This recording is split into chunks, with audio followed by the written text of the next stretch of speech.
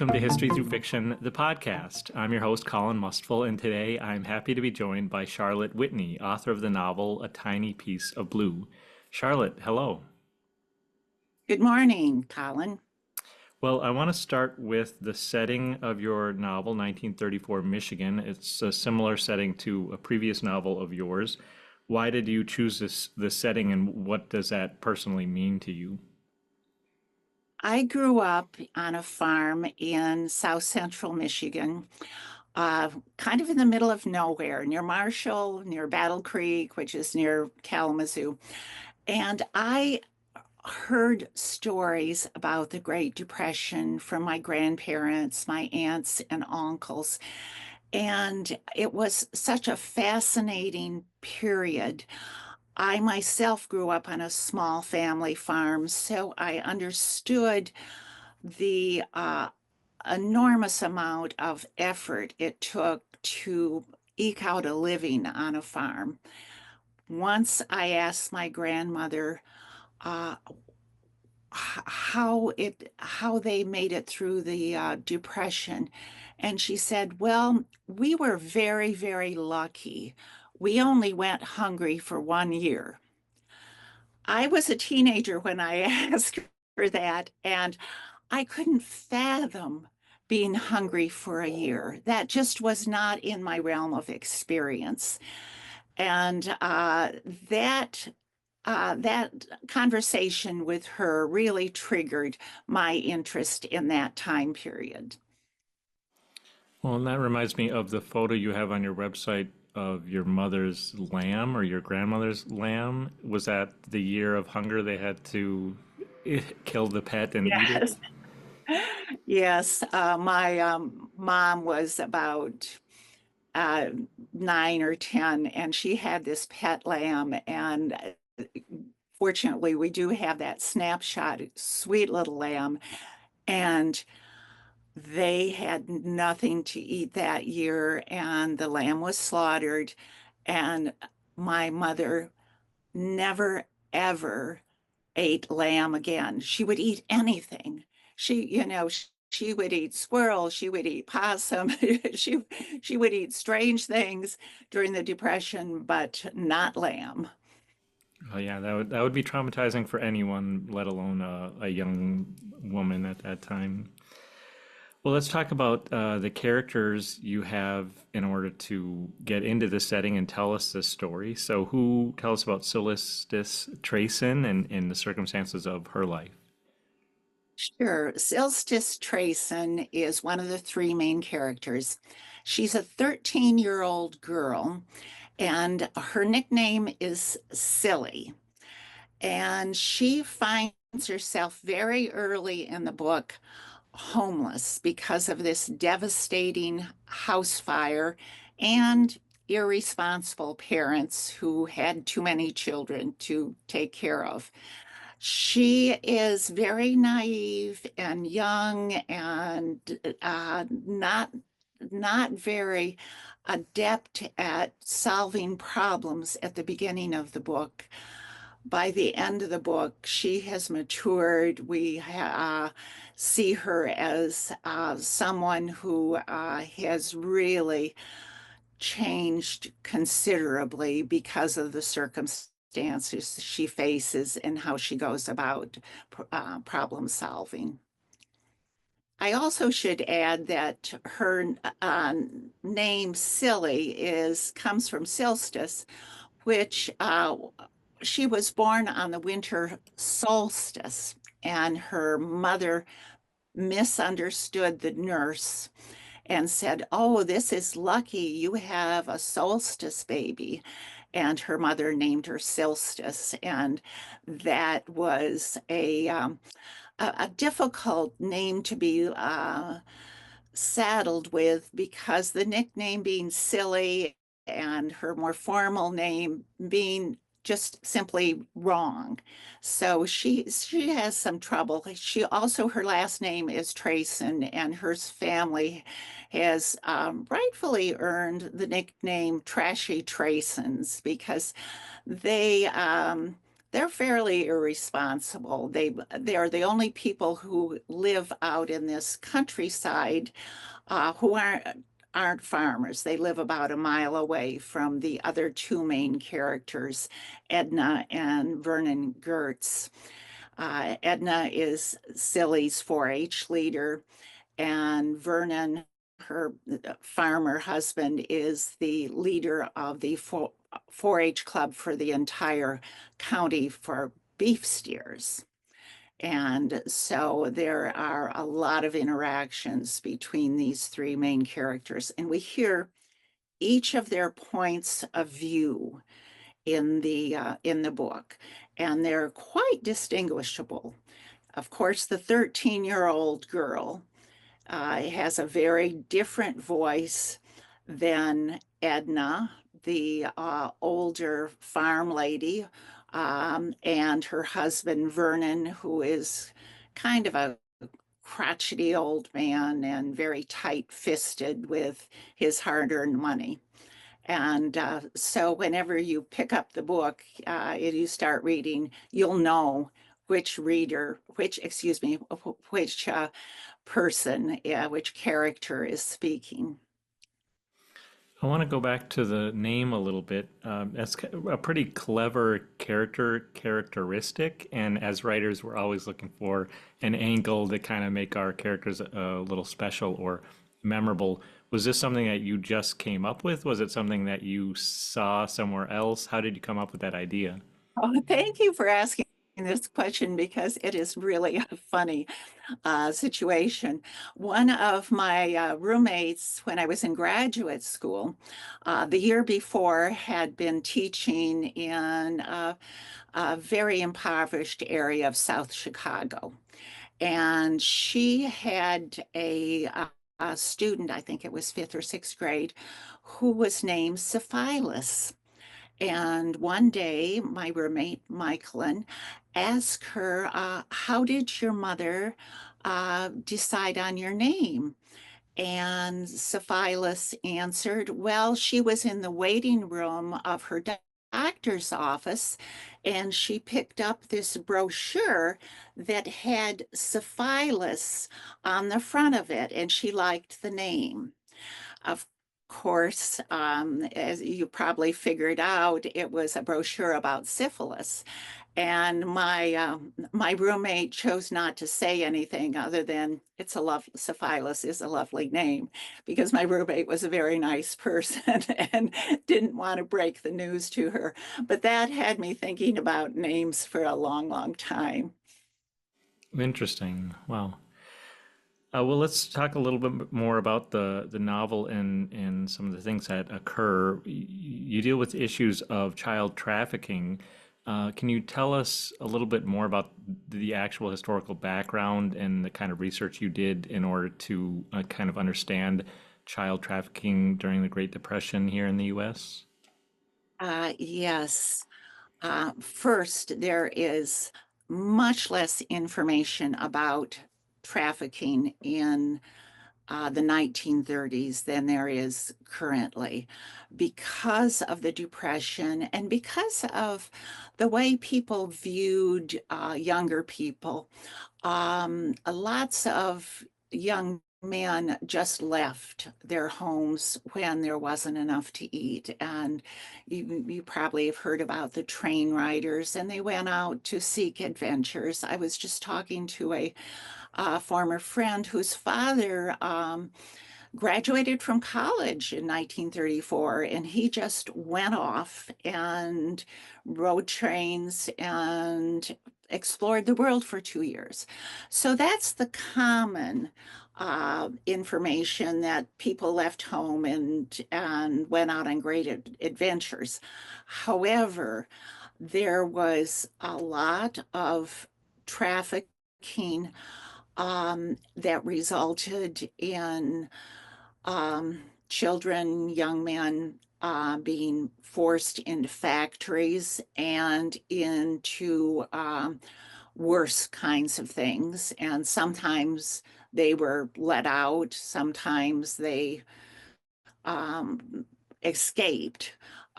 but the numbers are very unclear about exactly how many, because they didn't really know um, when they were doing census taking where these young people were, and if they were just out having the adventure of their lives, or if indeed they were trafficked and put into very undesirable situations.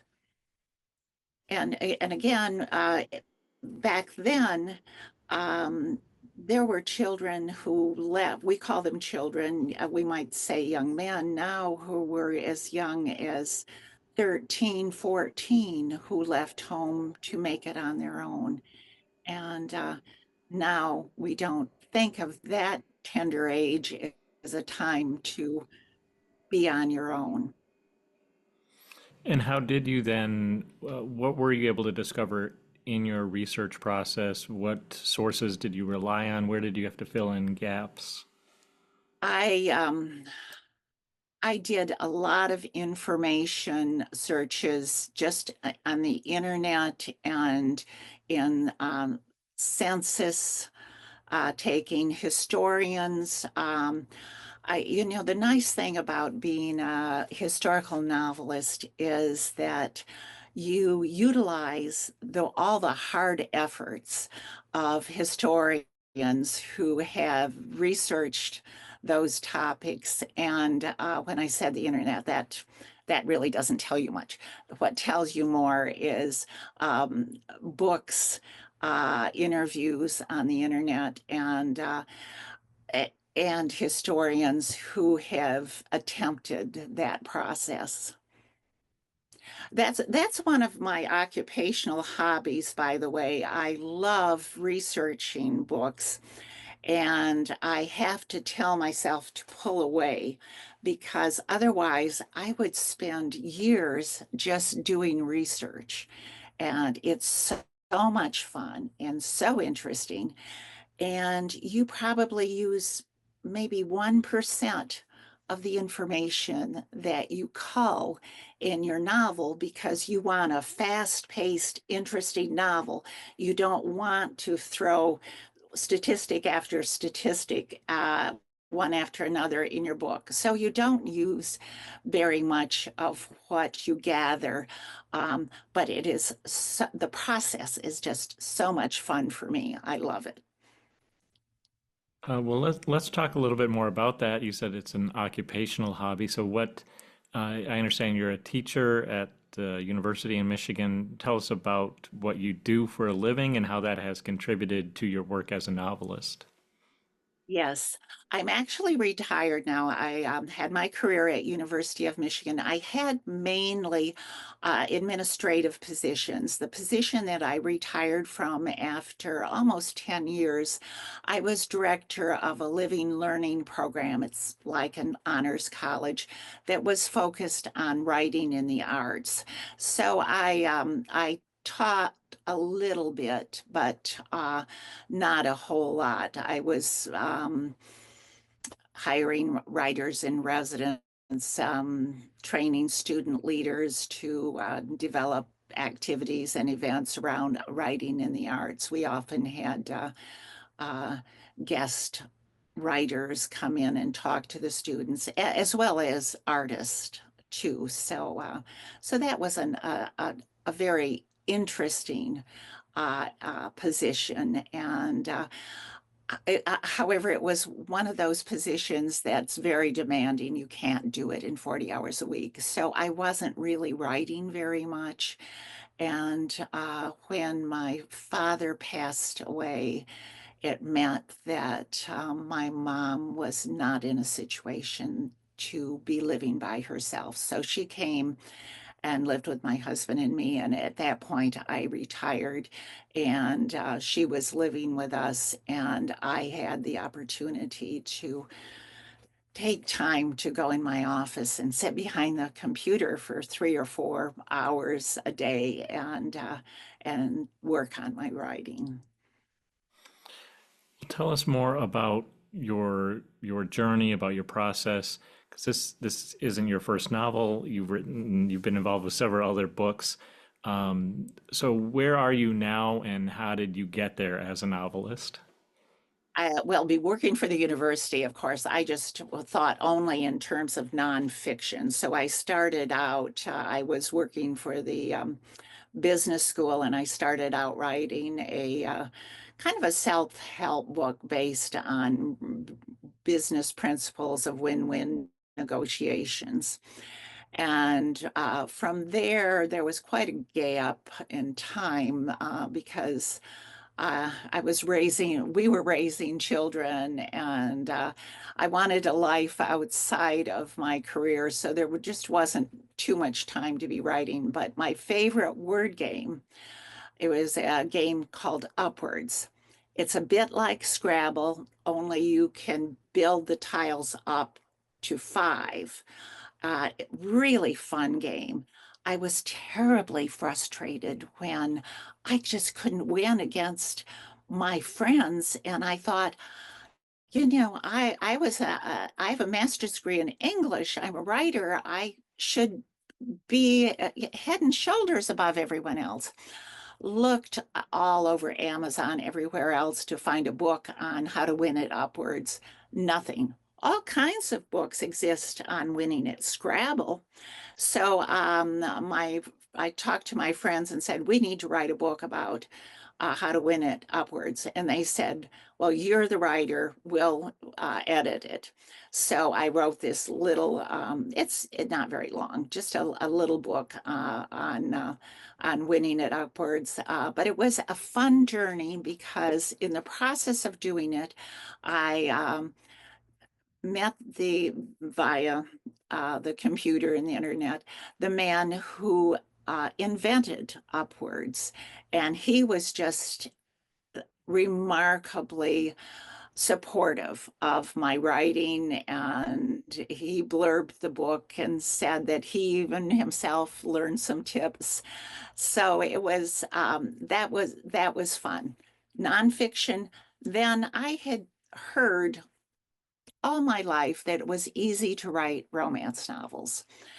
Uh, People will say they're not formulaic, but they are. You know, boy meets girl. There's a reason that they can't get together. They overcome that barrier, and it has a happy ending. So I thought, this is my shtick. I can write easily. So I read and read and read romance novels and then wrote one. However, and it's a good one, people who read it said they really like it. I didn't know how to market it, so it didn't really go very far in terms of sales. But by the time that it was finished, I had no stomach for writing more romance novels. What I realized was that I was reading historical fiction. I loved historical fiction.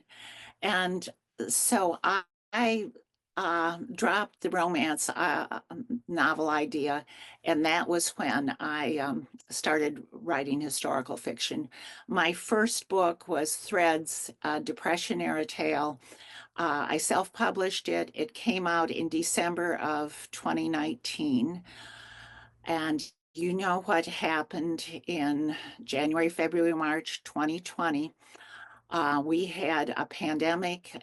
People were scared to death, particularly older people, 40 plus, which was it turned out was my demographic. And people really didn't have anything to do but watch television and read. So I think I'm the only person in the world that got a lucky break. My book did very, very well.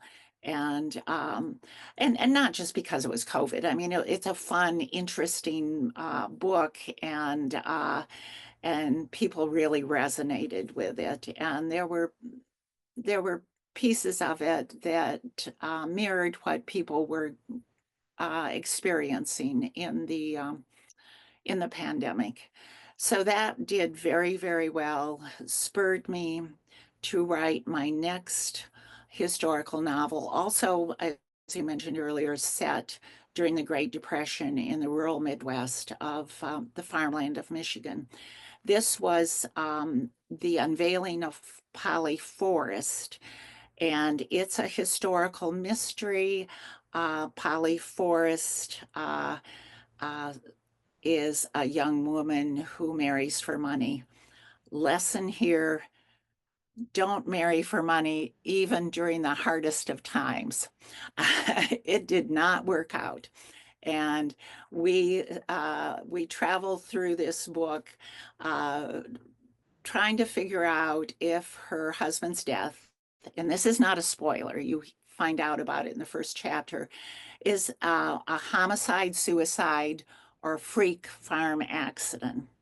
And Polly it becomes a prime suspect when they think it's a homicide. And it's very fast paced, a lot of twists and turns. Um, People call it a page turner. So that came next, and now the Tiny Piece of Blue, which is just coming out right now, the book that we're talking about today, is my third. They're all three standalone books. They're not in a series, so you can read them in any order. Well, it's very interesting to hear you tell us your journey, and because every author goes through a little bit different journey, but all of us have those same challenges along the way of, yes, you may be a writer, but you have to learn so many different things with each book that you publish about what it actually means to get your work out there in front of readers. So yeah, I find that fascinating to hear every step that you had to go through to get to the point where you're at now. Yes, and it's not the solitary activity that I originally thought it would be. Getting a book out in into the world, it takes a community. It takes editors, it takes friends who agree to proofread it just for silly typing errors. It takes a group of people. My critique group are, e- those women are essential. I learned so much from marketing from the two writers groups that I belong to. It's and then to go out and actually do the marketing requires a certain state of mind. You have to really believe in your books. You can't be shy. And I started out as this young farm girl when I was little, and I was very shy. And I think having a career at the University of Michigan took care of that. You have to advocate for all kinds of people and students in different situations, and I took on that role readily.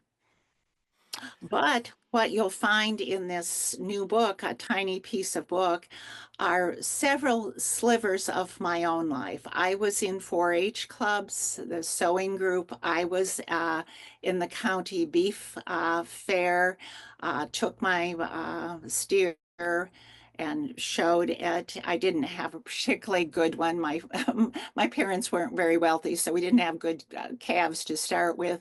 But I was good in showmanship, and didn't win the top prize on that, but had a lot of fun.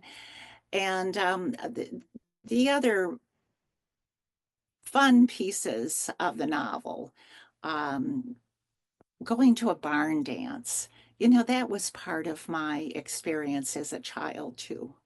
So, Colin, have you ever been to a barn dance? I can't say that I have. It's Okay. interesting you bringing up 4-H though, because I know our author Jillian Forsberg was in 4-H, and that kind of developed her love of animals, which led her to write The Rhino Keeper about a rhinoceros. So you wouldn't think 4-H would have such an influence on writing. That- Very cool. Very cool. Yeah. What I was going to say about the barn dancing, if it's authentic, there's only 1 month that you can really hold a barn dance because it's the month before hay season when the hayloft is relatively empty and you have room to clear bales to around the circumference of the floor and bring in a band. And um, if you have hay fever, hay allergies, it's not good, but otherwise it can be a lot of fun. In South Central Michigan, hay season starts around the 4th of July. So barn dances, at least when I was a kid, were about the last 3 weeks of June, maybe the first week of July. The other, go ahead. Okay. I was just going to say maybe you can invite me to one next time you come up to Michigan. Well, I've retired to Arizona now, so no barn dances here. They have line dances down here, and uh, that's a whole nother thing. I was going to mention the county fair, which it plays an integral role in this new book. There are several really dramatic scenes in the county fair, and that was also a part of my childhood. One dramatic scene is when Silly finds herself at the top of the octopus, one of the carnival rides, and she can't get off it. And she's under a deadline to show her steer. And I'm not going to say anything more, but that's a critical scene. There's also a scene uh, where in the farm implement demonstration area, the area usually in county fair is a pretty big area where they show off new tractors and new farm implements, if they're corn pickers, anything like that. All the farmers go and look at what's new. And a very dramatic scene when they think the tractors have come alive and are have become monsters. Um, and I won't say anything more about that either. And then the 4-H competitions and there's always an auction at the end of the fair week where you auction off your beef steer, and that's a fairly dramatic scene also. So lots of authentic farm experiences in this novel. Well, I've lived in the city my whole life, so I would have those would all be new experiences for me. Well, you'll then relate to the public library, which is also a prominent presence in the book, and it's both a push and pull, a yin and yang in terms of the dark and light that's going on in the story. And uh, I myself am a huge proponent of public libraries. I really feel like they're pillars of democracy and what they do. Last year, I was the writer in residence at my own Tempe, Arizona public library, and I thought I knew the library inside out. I did not. One day I had a couple of hours where I hadn't scheduled clients, and I did a walk through the library. Ostensibly, I was going to just take photos and post it on social media, promoting the library. And there was a seed library collection. You could take out seeds and grow your own vegetables and herbs. There was a story machine, I'm sure prompted by AI. You could choose whether you wanted a short, medium, or long story, and it'll spit out a story for you. There were all kinds of things that I wasn't aware of. And of course, being in the Phoenix area, yeah, a lot of information on becoming a US citizen. The libraries do an amazing job of reaching out to the community and filling the needs of their patrons.